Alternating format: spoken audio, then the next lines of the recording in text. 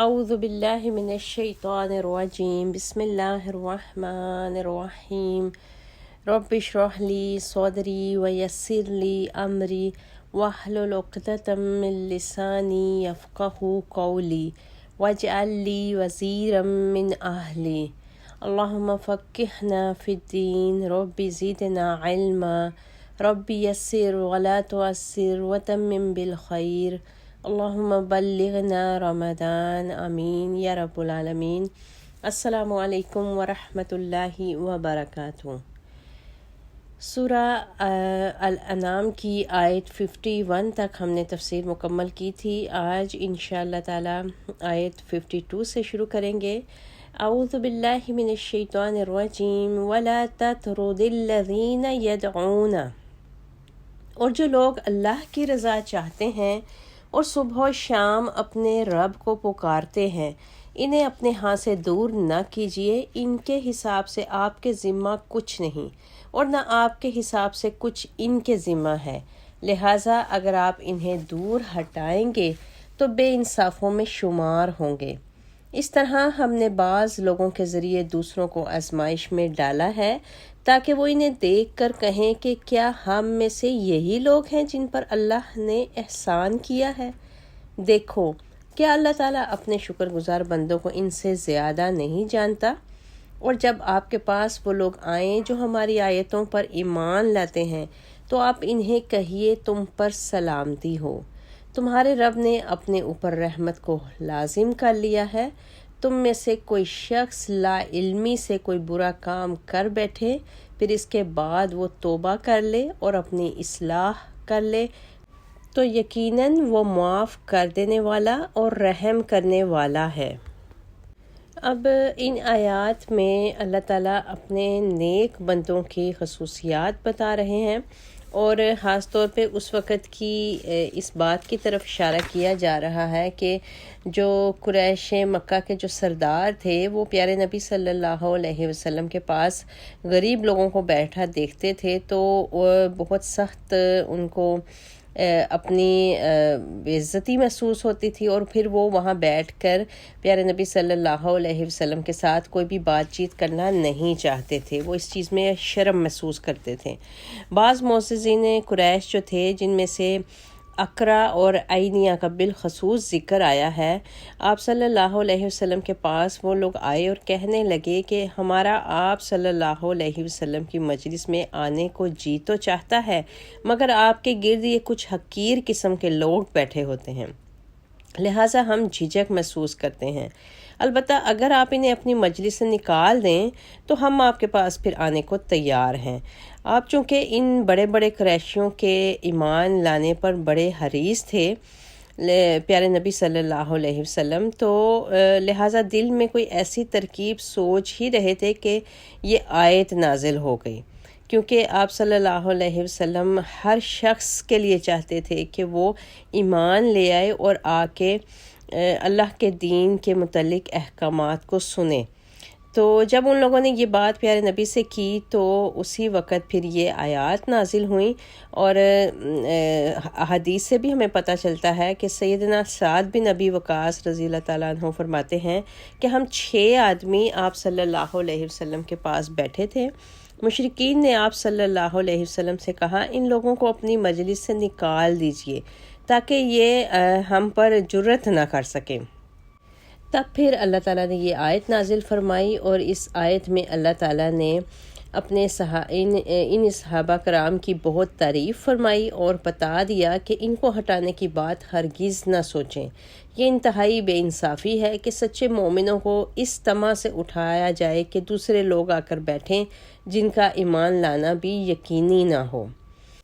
پھر آیتوں کے ترجمے میں ہم نے پڑھا کہ اللہ تعالیٰ نے فرمایا کہ تمہارے رب نے اپنے اوپر رحمت کو خاص کر لیا ہے،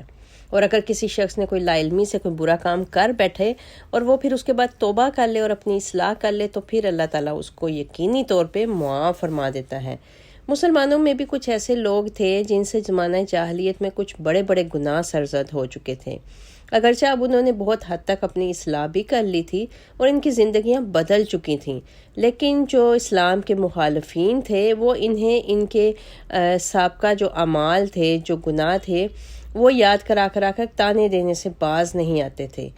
تو اسی پس منظر کو پھر ان آیات میں بھی بتایا گیا کہ اگر کوئی غلطی سے ایسا کام کر بیٹھا ہے جس کا اسے علم نہیں تھا، تو پھر یہاں پہ اللہ تعالیٰ نے پیارے نبی سے کہا کہ ان کو بتا دیں کہ میں نے اپنے اوپر رحمت کو خاص کر لیا ہے، اور اگر کوئی ایسا کام کر بیٹھے اور وہ پھر توبہ بھی کر لے اور اصلاح کی طرف اپنے آپ کو موڑ لے، تو پھر یقینی طور پر اللہ تعالیٰ بھی اپنے ایسے نیک بندوں کو معاف فرما دیتا ہے، اور رحم کرنے میں اللہ تعالیٰ بے حساب کرم کرتا ہے۔ آیت 55 سے ترجمہ کرتے ہیں، وَكَذَلِكَ نُفَصِّلُ الْآيَاتِ، اسی طرح ہم اپنے احکام واضح طور پر بیان کرتے ہیں، اور اس لیے بھی کہ مجرموں کی راہ بالکل نمایاں ہو جائے۔ آپ ان سے کہیے کہ مجھے اس بات سے روک دیا گیا ہے کہ میں ان کی عبادت کروں جنہیں اللہ کے سوا تم پکارتے ہو۔ آپ ان سے کہیے کہ میں تمہاری خواہشات کی پیروی نہ کروں گا، اور اگر ایسا کروں تب تو میں بہک گیا اور ہدایت یافتہ لوگوں میں سے نہ رہا۔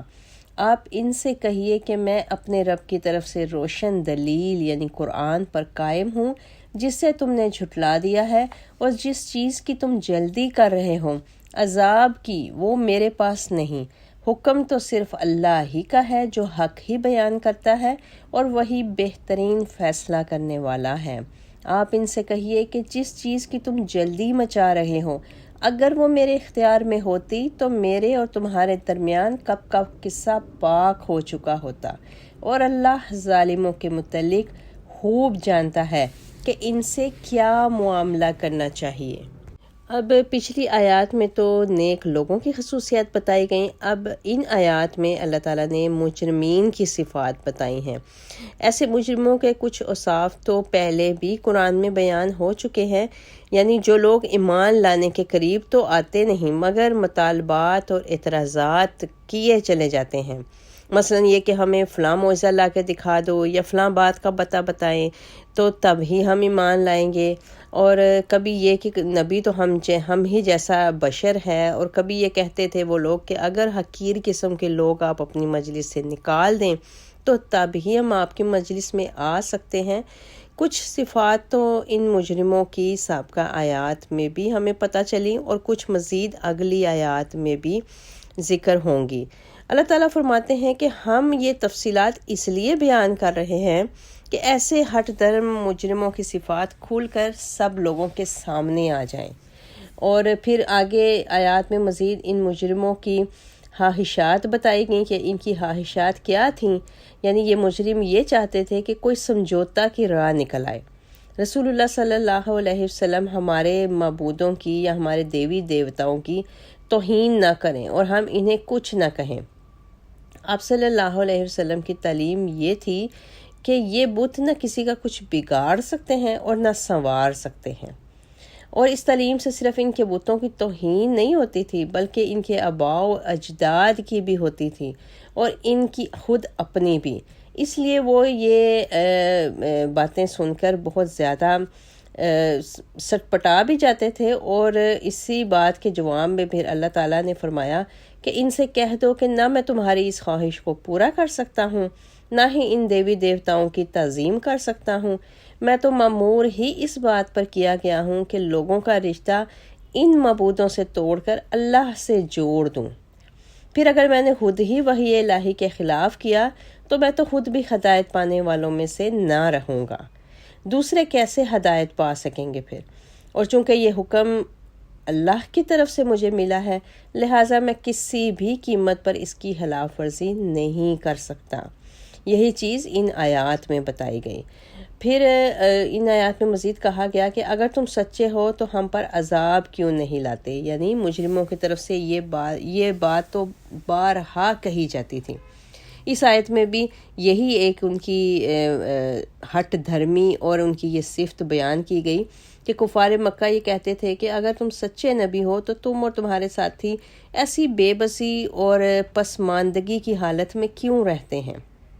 اور جس طرح ہم تم لوگوں پر سختیاں کر رہے ہیں، اگر تم سچے ہوتے تو اب تک تو ہم پر وہ عذاب آ جانا چاہیے تھا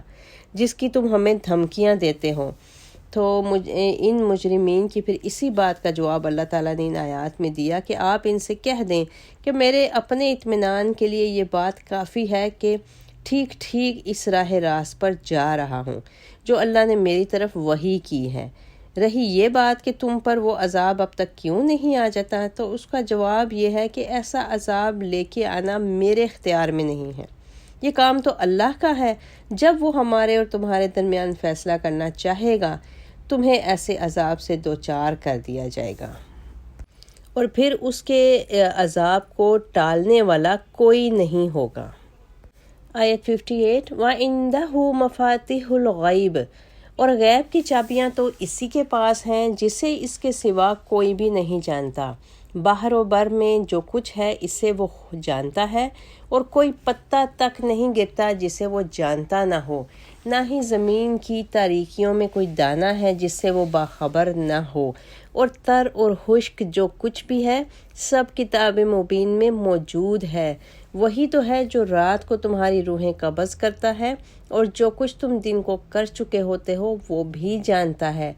پھر دوسرے دن جسم میں روح بھیج کر تمہیں اٹھا کھڑا کرتا ہے تاکہ مقررہ مدت پوری کر دی جائے، پھر اسی کی طرف تمہاری بازگشت ہے، پھر وہ تمہیں بتا دے گا کہ تم دنیا میں کیا کرتے رہے۔ ان آیات میں بھی پیچھے والی آیت کا اور اسی موضوع کا تسلسل چل رہا ہے، اور پیارے نبی صلی اللہ علیہ وسلم کی طرف سے اللہ تعالیٰ کے علم کی وسعت بتائی جا رہی ہے، اور مزید پیارے نبی کی طرف سے کہا گیا کہ میں جو تمہیں ظالموں پر یعنی عذاب آنے کی بات کرتا ہوں تو یہ بھی وحی الہی کی بنا پر کرتا ہوں، میرے پاس کوئی غیب کا علم نہیں ہے۔ رہی یہ بات کہ وہ عذاب کب آئے گا، اس کا مجھے کچھ علم نہیں، الا یہ کہ اللہ ہی مجھے اس سے آگاہ فرماتا ہے، کیونکہ غیب کے تمام تر وسائل اور ذرائع صرف اللہ کی قبضہ قدرت میں ہیں، جنہیں اس کے سوا کوئی دوسرا جان نہیں سکتا۔ اگر کوئی شخص غیب جاننے کا دعویٰ کرے گا یا کرتا ہے تو وہ جھوٹا ہے اور اللہ کی اس صفت کا منکر ہے، اور جو شخص کسی غیب کی خبر دینے والے کی تصدیق کرتا ہے یا اس پر یقین رکھتا ہے وہ بھی برابر کا مجرم ہے۔ پھر آگے مزید ان آیات میں اللہ کے علم کی وسعت بھی بتائی گئی کہ غیب کے سب علوم ایک مخصوص مقام پر خزانوں کی صورت میں سر بمہر بند ہیں اور مقفل ہیں، اور ان تالوں کی چابیاں صرف اور صرف اللہ واحد لا شریک کے پاس ہیں۔ اسی مقام پر ہر چیز کی میعاد اور ہر چیز کے ہونے کا وقت سب اللہ تعالیٰ نے پہلے سے لکھ رکھا ہے۔ اسی مقام کو قرآن میں مزید کئی جگہ پر لوح محفوظ کے نام سے، اور کسی جگہ پر الکتاب کے نام سے، اور کسی جگہ پر امام مبین، ان مختلف ناموں سے اس مقام کو ظاہر کیا گیا ہے، اور سب اس مقام یا ان غیب کے خزانوں کے صفاتی نام یہ بتائے گئے ہیں۔ ان خزانوں تک ان خزانوں کے مالک اللہ حق کا سبحانہ تعالیٰ کے علاوہ اور کسی کی رسائی ممکن نہیں ہے، گویا یہی لکھی ہوئی وہ تحریر ہیں جو تمام مخلوقات کا نقطۂ آغاز ہیں۔ پھر ان خزانوں کی وسعت کو عام لوگوں کے ذہن نشین کرانے کے لیے اس کے چند پہلوؤں پر روشنی ڈالی گئی ہے ان آیات میں، اور بتایا گیا ہے کہ اللہ ہی خشکی اور سمندروں کی سب اشیاء کو جانتا ہے۔ خشکی میں جنگل بھی ہیں، آبادیاں بھی ہیں، پہاڑ بھی، غار بھی، بے شمار درخت، جڑی بوٹیاں، لاتعداد مخلوقات، حیوانات اور انسان، یہ سب خشکی کی مخلوق ہیں، جبکہ سمندروں کی مخلوق تو اس سے بھی کہیں زیادہ ہے۔ یہ تو اللہ تعالیٰ کے ایک اجمالی علم سے متعلق تھا، اور تفصیلی بات یہ ہے کہ وہ کسی درخت کے پتوں تک کی انفرادی علم رکھتا ہے، اور ان کی نشو و نما کیسے ہو رہی ہے، اور کب وہ جھڑ کر اپنے درخت سے نیچے گر پڑیں گے، اور اسی طرح جو غلہ زمین سے پیدا ہو رہا ہے اس کے ایک ایک دانے کا اسے علم ہے۔ اس کے علاوہ وہ زمین کے اندر کی مخفی چیزوں تک کو جانتا ہے، پھر وہ یہ بھی جانتا ہے کہ کائنات میں اب تک کیا کچھ ہو چکا ہے اور آئندہ کیا کچھ ہونے والا ہے۔ ان باتوں کے متعلق بھی وہ تمام تفصیلی علم رکھتا ہے، یعنی ایک سرسری جائزہ نہیں بلکہ گویا کتاب مبین یا لوح محفوظ ایسا نورانی تختہ ہے جس میں ازل سے کائنات کا نقشہ کھینچ دیا گیا ہے، اور اسی کے مطابق اب اس پورے عالم میں واقعات ظہور اور پذیر ہوں گے، اسی کے مطابق اس عالم کا خاتمہ ہوگا اور پھر روز آخرت قائم ہوگا۔ اور مزید ان آیات میں اللہ کی طرف سے لکھی ہوئی تقدیر کا دوبارہ سے ذکر کیا گیا۔ عبداللہ بن عمر بن عاص کہتے ہیں کہ میں نے آپ صلی اللہ علیہ وسلم کو یہ کہتے سنا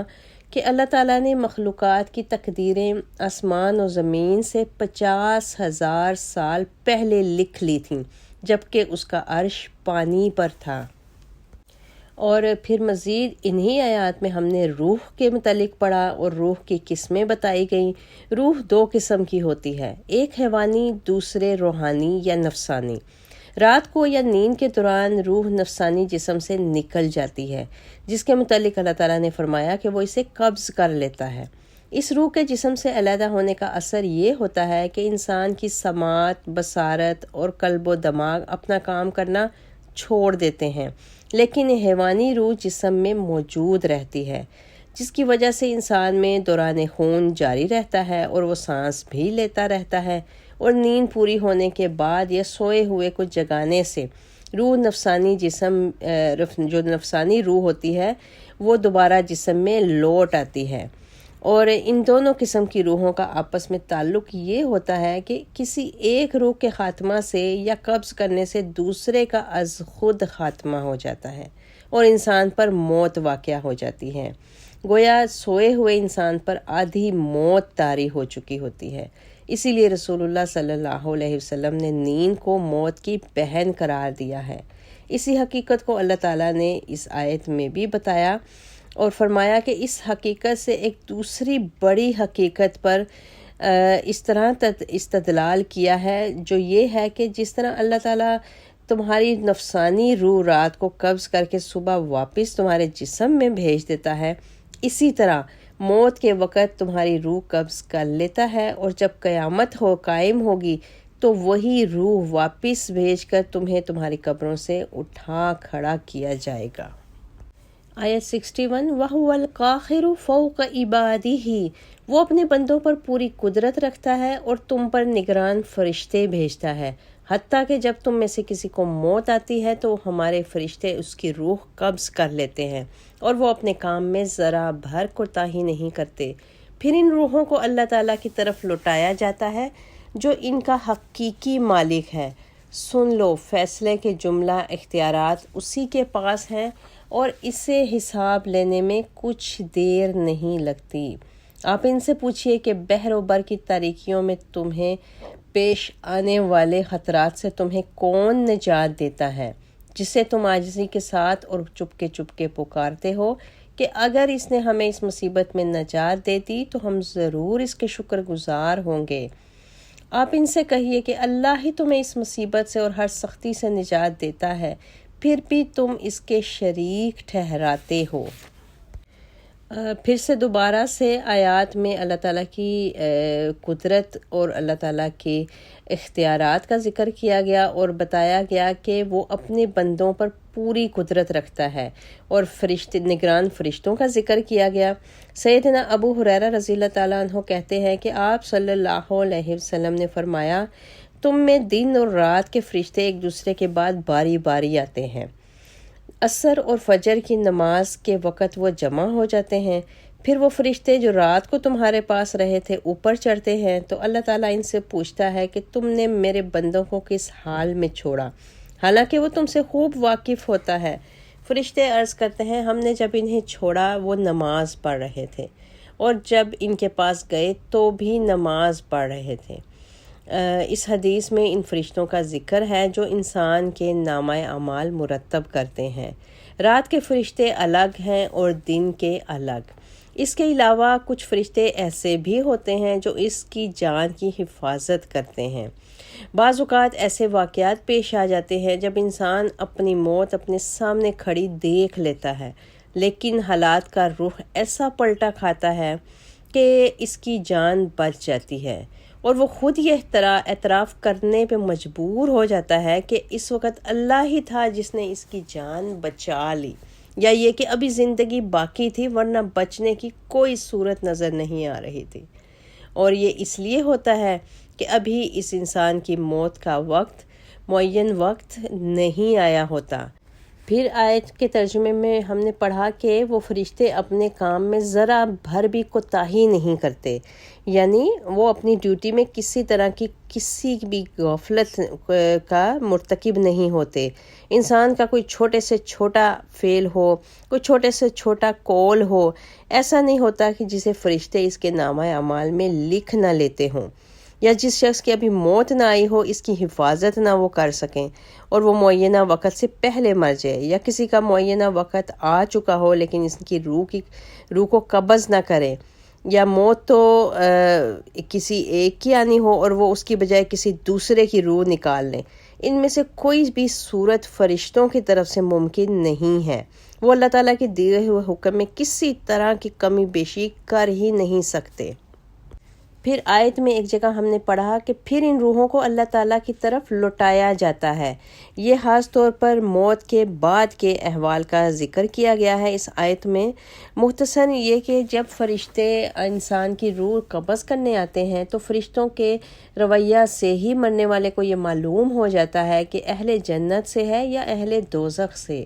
جنتی کی روح کو ریشم کے کپڑوں میں لپیٹ کر آسمان کی طرف جاتے ہیں تو اس روح کی خاصی پذیرائی ہوتی ہے اور آسمان کا دروازہ کھول دیا جاتا ہے۔ پھر اسے عزت و اکرام سے واپس بھیج دیا جاتا ہے اور یہ روح اپنی میت کے ساتھ ساتھ رہتی ہے اور پکارتی رہتی ہے کہ مجھے جلدی جلدی تدفین کے لیے لے چلو۔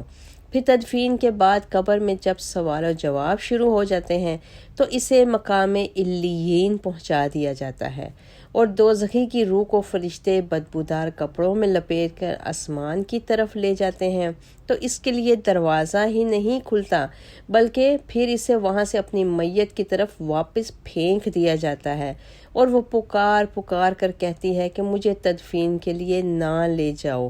پھر جب تدفین کے بعد قبر میں سوال و جواب ہوتے ہیں اور وہ اس امتحان میں ناکام رہتا ہے تو پھر اسے مقام سجین میں قیامت تک کے لیے قید کر دیا جاتا ہے۔ اللہم اعنی علی الغمرات الموت و سکرات الموت، اللہم اعنی علی الغمرات الموت و سکرات الموت۔ اے اللہ تو ہم سب کو موت کی سختیوں میں اور غموں میں ہماری مدد فرمانا، آمین یا رب العالمین۔ یعنی آیات میں یہ بتایا گیا کہ عذاب و ثواب کا سلسلہ مرنے کے ساتھ ہی شروع ہو جاتا ہے۔ پھر قبر میں جنتی کے لیے جنت کی ایک کھڑکی کھول دی جاتی ہے اور وہ قیامت تک ایسے اکرام اور مسرت کی نیند سوتا ہے جیسے کوئی دلہن سوتی ہے، اور دوزخی کے لیے دوزخ کی طرف کی کھڑکی کھول دی جاتی ہے جس کی وجہ سے اسے طرح طرح کا عذاب شروع ہو جاتا ہے، اور یہ عذاب و ثواب قیامت کے بعد کے عذاب و ثواب کی نسبت بہت ہلکے ہوتے ہیں۔ قیامت کو حساب و کتاب کے بعد دوزخی کو جو عذاب ہوگا وہ اس سے شدید تر ہوگا۔ اسی طرح جنتی پر جو انعامات ہوں گے وہ قبر کے انعام سے بہت زیادہ ہوں گے۔ پھر اللہ تعالیٰ سے دعا ہے کہ اللہ تعالیٰ ہمیں قبر کی راحتیں اور قبر کا نور اور قبر کی روشنی عطا فرمائے، آمین۔ اور پھر آگے آیات کے آخر میں ہمیں سمندر کی تاریکیوں میں پیش آنے والے خطرات سے کون بچاتا ہے اس کا بتایا گیا۔ یعنی خواہ تم کسی سمندر کا سفر طے کر رہے ہو یا خشکی کے مقام پر ہو تو کوئی ایسا واقعہ پیش آئے جس سے تمہیں موت سامنے کھڑی نظر آنے لگے تو اس بے بسی کے عالم میں کبھی تو تم بے اختیار ہو کر لاشعوری طور پر اللہ کو پکارنے لگتے ہو، اور کبھی دل ہی دل میں گر گڑا کر اللہ کے حضور فریاد کرنے لگتے ہو کہ آج اگر اللہ نے ہمیں اس مصیبت سے نجات دے دی تو ہم ضرور اللہ کے فرما بردار بن جائیں گے۔ اور یہ ایک ایسی حقیقت ہے کہ جو ہر انسان کو اپنی زندگی میں متعدد بار پیش آتی رہتی ہے، اور ہر دفعہ انسان اللہ سے یہی عہد باندھتا ہے کہ اللہ تو ہمیں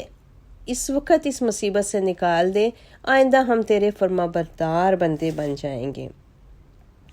پھر مزید آیات میں بتایا گیا کہ ایسے آڑے وقتوں میں مشرکوں کو اپنے سب دیوی دیوتا اور بزرگ بھول جاتے تھے اور اللہ ہی صرف ان کو یاد آتا تھا، حتیٰ کہ اللہ کے منکر اور جو دوہریے قسم کے مشرک تھے وہ بھی بے اختیار اللہ ہی سے فریاد کرنے لگتے تھے۔ لیکن جب یہ بلا ان کے سر سے ٹل جاتی تھی پھر انہیں اللہ سے اپنا کیا ہوا وہ وعدہ یاد ہی نہیں رہتا تھا، اور ایسی کھلی علامتیں اور معجزات دیکھ لینے کے باوجود بھی وہ اللہ کے تصرف اور اللہ کی قدرت، اللہ کے اختیارات میں دوبارہ سے انہی ہستیوں کو شریک بنا لیتے تھے جن کے لیے علمی دلیل یا ثبوت ان کے پاس سرے سے موجود ہی نہیں تھا۔ اللہ تعالیٰ سے دعا ہے کہ اللہ تعالیٰ ہم سب کی روحوں کو اعلیٰ علیین میں رکھے اور ہم سب کو دنیا میں اور آخرت میں بھی کسی بھی قسم کے عذاب سے بچا کے رکھے، اور ہم سب کا شمار اپنے نیک صالح بندوں میں شامل فرمائے۔ وآخر دعانا ان الحمد للہ رب العالمین، سبحان ربک رب العزت عما یصفون، وسلام علی المرسلین، والحمد للہ رب العالمین، وما علینا الا البلاغ۔ اللہم بلغنا رمضان۔